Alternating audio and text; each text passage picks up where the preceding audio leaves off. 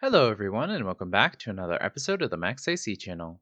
For this month's theme, since August still remains the most popular birth month, we will be doing another round of August Appetizers, where we'll be making 4 more different types of appetizers for you to make for any statistically likely party that you will be having this month.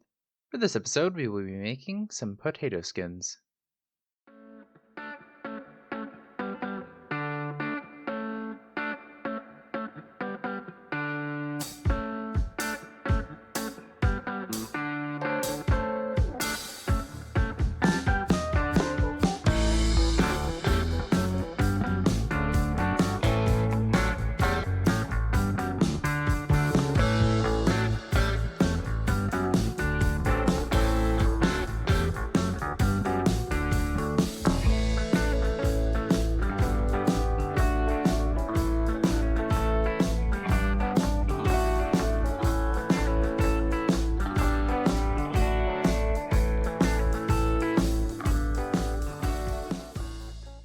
For this recipe, you will need 5 or 6 russet potatoes, of course.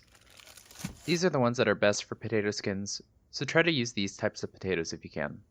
You will also need some salt, some olive oil for baking the potatoes, 5 strips or so of bacon, 2 tablespoons or so of butter, quarter teaspoon or so of onion powder, quarter teaspoon or so of garlic powder, quarter teaspoon or so of paprika, and an eighth teaspoon or so of black pepper. You will also need some shredded sharp cheddar cheese, a half cup or so of plain Greek yogurt or sour cream, 2 or 3 cloves of garlic, some chives or scallions, and some salt and pepper to taste. This should be good enough for 6 to 12 people, so adjust as needed. First, preheat the oven to 425 degrees Fahrenheit.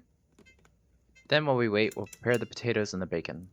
Wash and scrub the potatoes and then dry them really well with a paper towel. Next, poke each potato with a fork, making tiny holes all around the outside of the potatoes, just deep enough to pierce the skin, but don't go too overboard with this. Then, rub the potatoes all over with the oil, and then roll the potatoes in some salt until it's coated to your liking. When you're done, line a baking sheet with some aluminum foil and place your potatoes as well as your bacon onto the pan.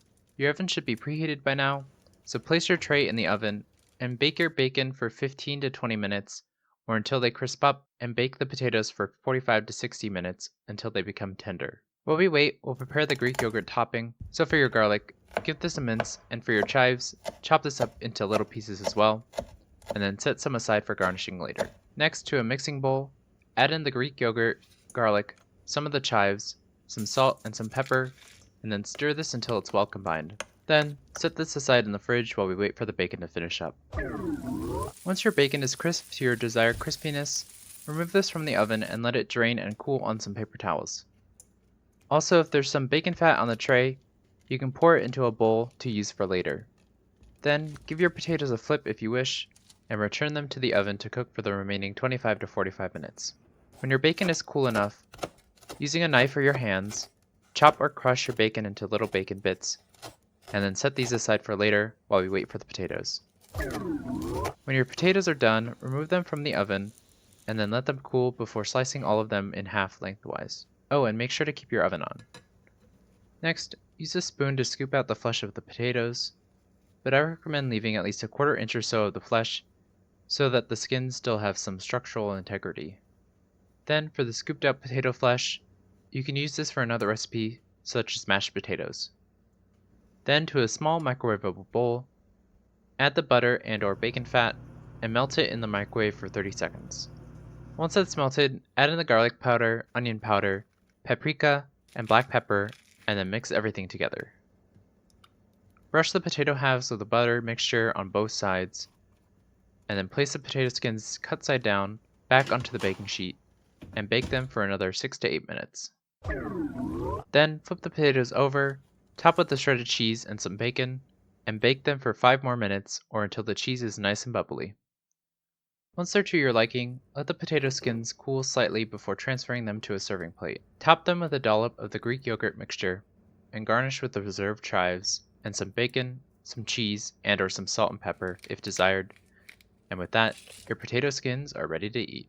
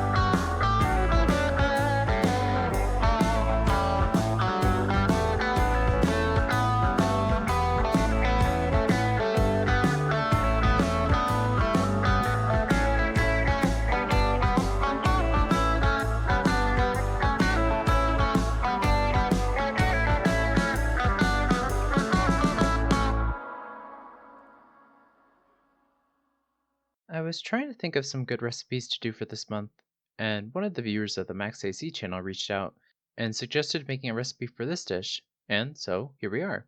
I originally was having difficulty figuring out a way to make this very popular appetizer a bit healthier without sacrificing flavor, but I was able to figure out some substitutes for the more calorically dense items that restaurants typically use in their versions.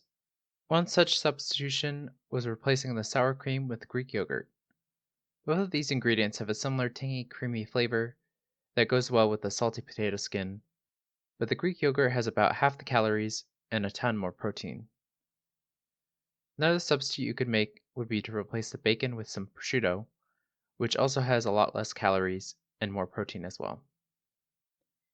And you can also substitute the russet potato for sweet potatoes for a little extra fiber and some natural sweetness. Additionally, since potato skins are a pretty neutral canvas, you can substitute these toppings for pretty much anything, such as pulled pork, taco meat, or even brown sugar and marshmallows for a handheld sweet potato casserole. But speaking of toppings, I would hold off on adding most of them until you're about to serve your potato skins for maximum freshness.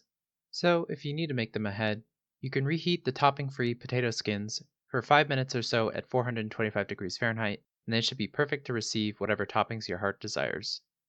Anyway, I hope you all enjoyed the video. In the comments below, let me know how it went if you decided to make it, and let me know if there's anything you want me to make next. Like the video, share with your friends and family, and subscribe to this channel for more episodes of the Max AC channel. And remember, if you want to stay cool in the kitchen, turn your AC to the max and watch the Max AC channel.